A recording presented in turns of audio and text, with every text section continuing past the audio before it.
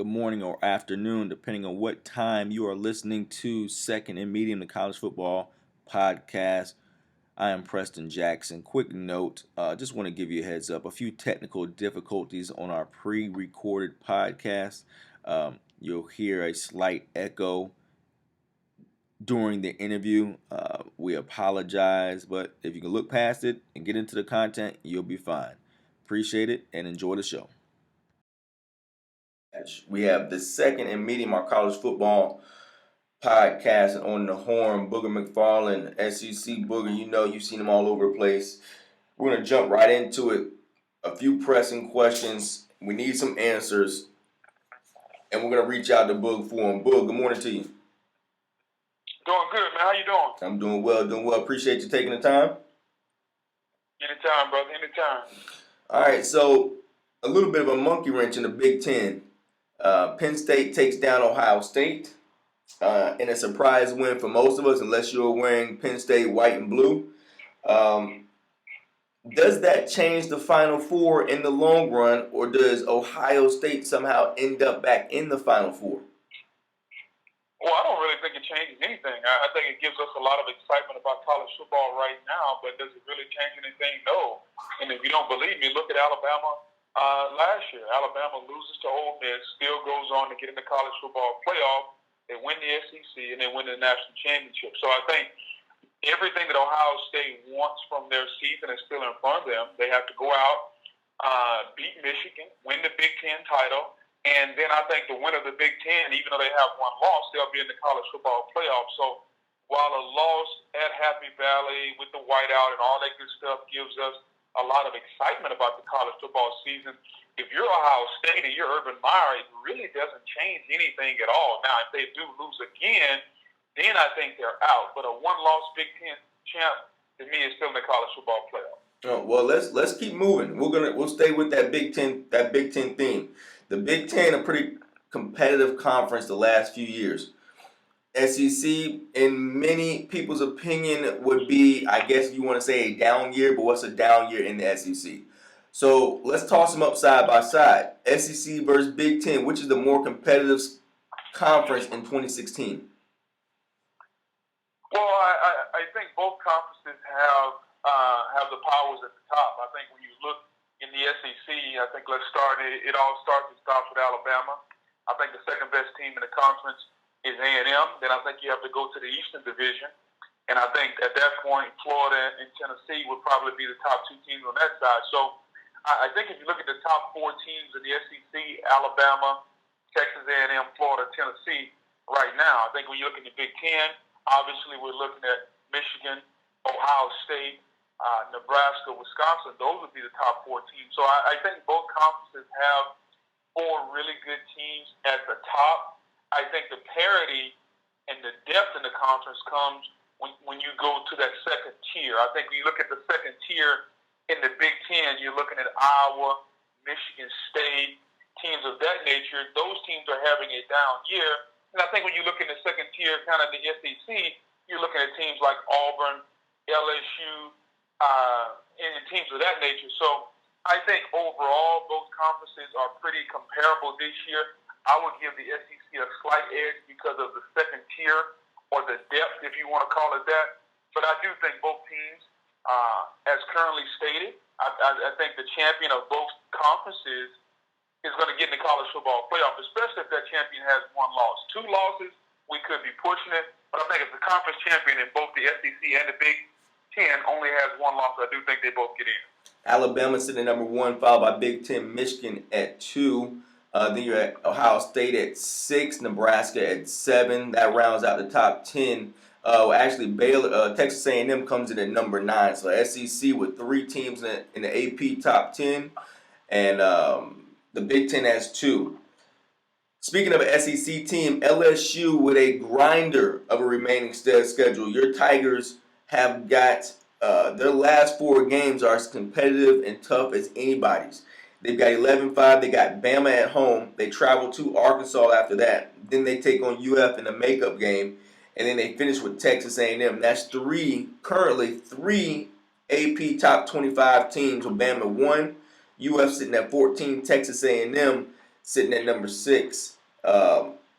Talk to me about the remaining schedule for LSU, man. How tough is it? What do you expect from LSU of those 4 games? Well, it's an extremely tough schedule, person. I think you mentioned that. I think a week off, and then the biggest game of LSU season for the last 5 years has always been Alabama. And I think from a physical standpoint, from a psychological standpoint, just from an overall morale standpoint, LSU needs to beat Bama. LSU wants to beat Bama. Everybody in Louisiana, because of the history of Nick Saban, Alabama comes into Louisiana, they get recruits. I mean, there's so many storylines going on between LSU and Alabama. And oh, by the way, this year, one of the top recruits in the country, Dylan Moses, who's from Louisiana, he's committed to Alabama. He first committed to LSU. There are people in Louisiana that still think he may come to LSU, even though he committed to Alabama. So you got that whole scenario going on there. But when it comes to LSU's schedule, it stops and starts with Alabama. And then after that, the reason they've lost to Arkansas a couple of years is because of the Alabama hangover. You know, you lose to Alabama, everybody physically, mentally, woe is me. Then you go play Arkansas and you lose that game. The key is going to be the Florida game. To me, the Florida game at home is going to be a really, really intriguing game because it was a game that really, you know, LSU and Florida, the rivalry, the cross-division rivalry that the league wanted to create really hasn't been there. But I think because of the circumstances involved around the postponement of the game, LSU people saying it was Florida's fault, Florida people saying it was LSU's fault, a lot of bickering back and forth between the athletic directors, the commissioner getting involved. I think that game on the 19th is going to have a little extra meaning. So LSU's got really 4 games down the stretch, Alabama, Arkansas, Florida, and then they finish off against A&M. Oh, by the way, Texas A&M has yet to beat LSU under Kevin Sumlin. So if you look at the motivation in all 4 of the games, you talk about mentally taxing, you talk about motivationally taxing, and without a doubt, physically taxing. So if LSU gets through this stretch, and I'll say this, if they go through this stretch 4-0, Preston, if they get through this stretch 4-0, that means more than likely Tennessee will be your SEC East champion. That means LSU will play Tennessee for the SEC championship, especially if Alabama beats Auburn the last game of the year. And if LSU is a 2-loss SEC champion, then I think they have just as good a shot as any to get into the playoff if things fold out that way. However, with that being said, it's without a doubt one of the most taxing, grueling 4-game stretches I think we've seen in a long, long time. When you go with the likes of Bama, Arkansas, Florida, and A&M, I mean, teams that, I mean, A&M was the number 6 ranked team in the country just last week. Florida's defense is as good as any defense in the country. So I think LSU has a tough road to hoe. However, if they do manage to do that and get into the SEC title game, I think their resume will look and be as good as anybody in the country. LSU started off 2-2 and then won their last 3 games in a row. What is the biggest difference? What's the biggest difference between the LSU team we saw at the beginning of the season and the LSU team we're seeing these last 3 games? I think, number one, you start with the belief in the quarterback. And I'm not saying that Danny Etling is the second coming of Johnny Unitas, but I think what he does, he gives everybody in Baton Rouge a belief that, you know what, I know where to throw the football, I know how to throw the football, and I'm not going to make the catastrophic mistake. And I think that was the biggest thing with Brandon Harris. Brandon Harris just exuded no confidence, and therefore his teammates had no confidence. Therefore, the people in the stands had no confidence. And more important, I don't even think Brandon Harris had confidence in himself. So when you look at it that way, Preston, I think the biggest thing is just stability at the quarterback position. Now that allows everybody else to showcase their talent. Now Malachi Dupree can run a route knowing that the ball is going to be in the vicinity. Traven Durrell can run a route knowing that the ball is going to be somewhat on time. And then guess what? Teams can't put 10 guys in a box on Leonard Fournette. And we saw what happened against Ole Miss. When if you give Leonard Fournette room, he's still the best running back in America. That's nothing against Dalvin Cook, nothing against Christian McCaffrey.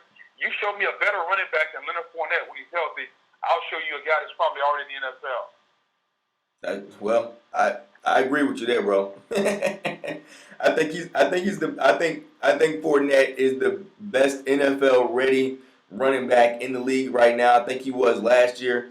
He was my best running back prospect coming into the season. That's nothing against some of the other good ones that are out there, but I'm really a Leonard Fournette fan. All right, last one before we let you go. The best team versus the most dangerous team, or are they the same team? Best team in college football right now, the best team is Alabama. I think the most dangerous team is Clemson. And here's why I'll say that. Because Clemson, from a defensive standpoint, still has talent. But we look at the game from an offensive perspective. Look at Clemson's offense.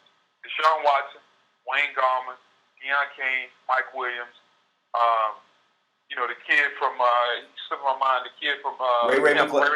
Ray, yep. So they have weapons offensively. So if you put that offense together, we saw what it looks like last year against Alabama. I mean, they put up 35, 40 points against Alabama, so you know they can score points. But, when the defense doesn't play to their level, or Deshaun Watson doesn't play to the level he's capable of, then we don't know, quite frankly, what the team, what their ceiling is. But there's no doubt Alabama's the best team. But I think the most dangerous team in the country is Clemson because of their ceiling. Their ceiling is so high because of Deshaun Watson, because of the weapons on offense, and because of the confidence of Dabo Swinney. He'll call any play at any time. And I think that gives Clemson a little bit of an upper hand because they're fearless, man. Like, they went into the game against Alabama last year, and they felt like they could win. And to me, they're the most dangerous team in the country because they haven't played up to their capability, but we know what their capability is based on last year's championship game. Well, that's why we call you, Boog. When we call Booger Father, we want answers. We want them now. We want it short and sweet, and that's exactly what we got. Boog, we appreciate the time. Anytime, brother. Thanks, man. All right, big dog. I'll call you next week. All right. Cool.